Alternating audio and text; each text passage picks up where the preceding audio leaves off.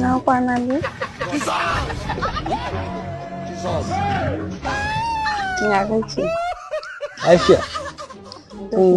Wato ya Safiya. Akwai bayanan da na zo wato zan ainihin bayyana miki daga zuciyata. Da gaske be?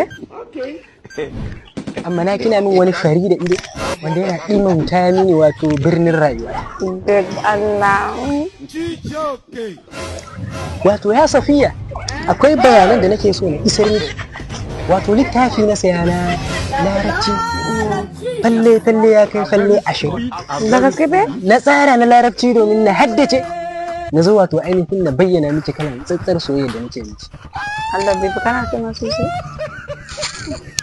Wato ya Safiya, ina miki son da zan iya kashe kaina akan soyayyar ki da ba dan Allah ya haramta ba. Da gaske? Amma na ba da mu ko ban kashe kaina akan soyayyar ki ba. Zan yi iya kokari na domin ga bayyana. Bibi ba ma ka ido ko da ne ba. Ai, Bibi, dogon ustazai kika fara ɗebowa. To ba na ce maka ni na koma soyayya da ustaz ba, ai kuma yana so na sosai. Yana san ki. Ba abin da ba zai iya yi a kaina ba kai fa. Za ka iya komai a kanta. Insha Allah, insha Allah. A to barin gwada imanin ustazai. Ko da ranka nake.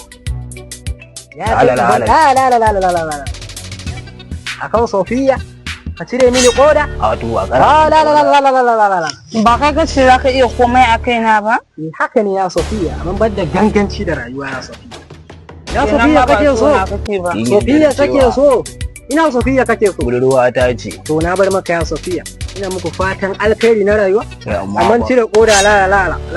in yadda da cewa ustazan La. nan ƙarya ne. Ni da To ka annabi. kora min shi Ya tun da Safiya, baya zan so. tafi ba ka koran ba Alhaji. Ya Safiya.